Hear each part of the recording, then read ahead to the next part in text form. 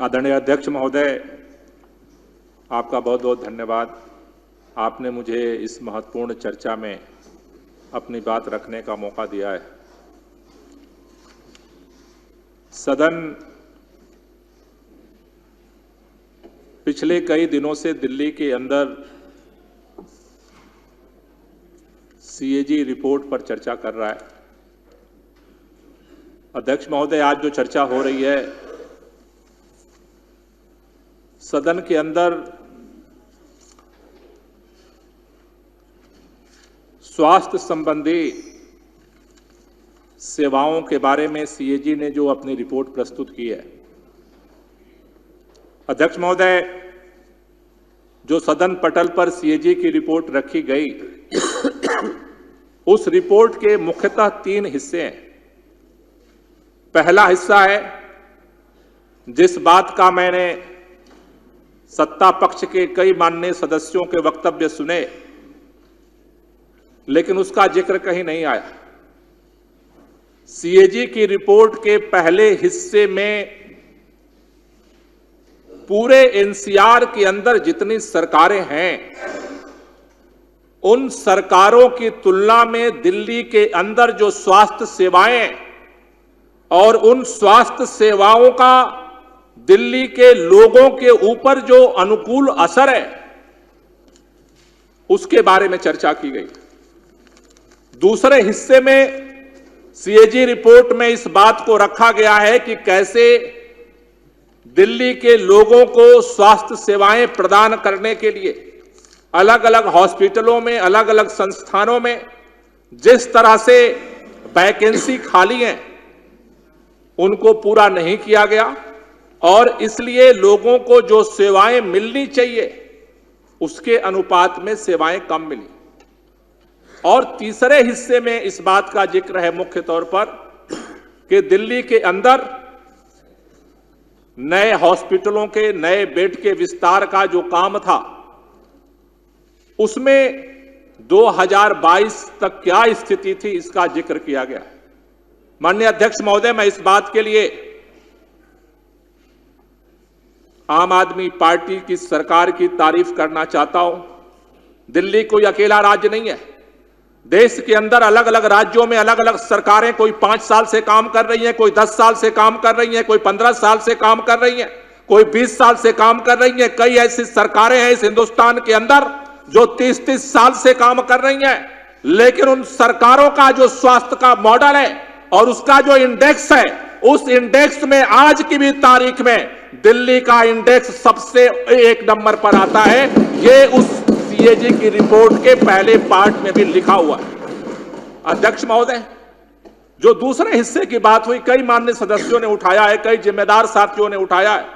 मैं जिम्मेदारी के साथ और सम्मान के साथ कहना चाहता हूं कि दिल्ली के अंदर जिन स्वास्थ्य सेवाओं को देने की जिम्मेदारी दिल्ली के आम आदमी पार्टी की सरकार की थी, हमने जिम्मेदारी के साथ उसमें कदम उठाया और उस चिंतन का, उस सोच का परिणाम था कि भारत के अंदर पहली बार अगर मोहल्ला क्लिनिक कहीं स्थापित हुआ, उसका नाम दिल्ली है और दिल्ली के अंदर मोहल्ला क्लिनिक में काम किया।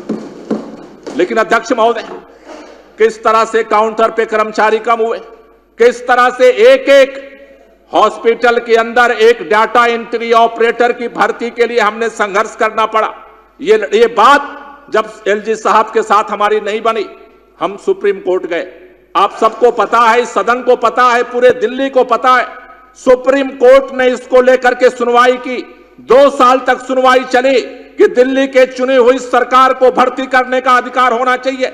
सर्वोच्च न्यायालय ने संविधान पीठ के 5 सदस्यीय सदस्यों का गठन किया और संविधान पीठ ने यह फैसला किया कि दिल्ली के अंदर लैंड एंड बिल्डिंग, लैंड को छोड़ करके, पब्लिक ऑर्डर को छोड़ करके और पुलिस को छोड़ करके दिल्ली के चुनी हुई सरकार को निर्णय लेने का अधिकार होना चाहिए।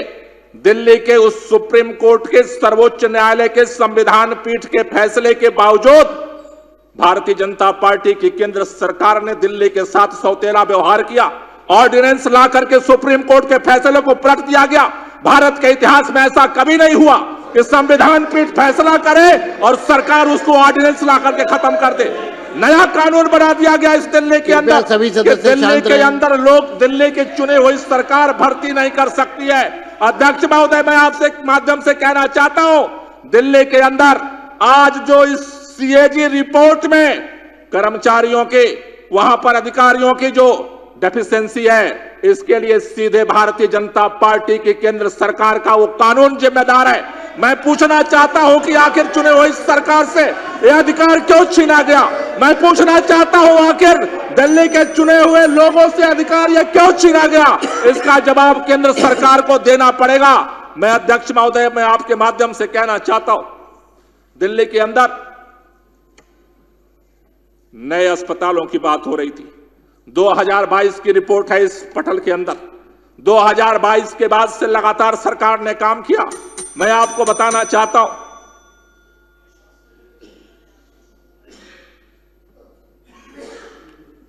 पूरा करिए ना। आपने घंटी बजाई थी। हाँ, घंटी इसलिए दिया कि समय हो रहा है, तो उसको समाप्त कीजिए। बंद कर दिया, जैसे आप ठीक समझे। बंद कर दिया सर। बताइए।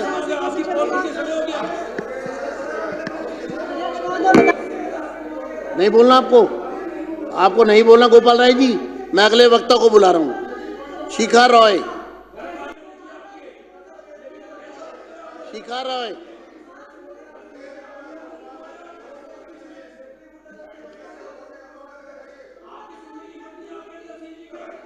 शिखा रॉय। अध्यक्ष जी, बैठ जाइए मैडम।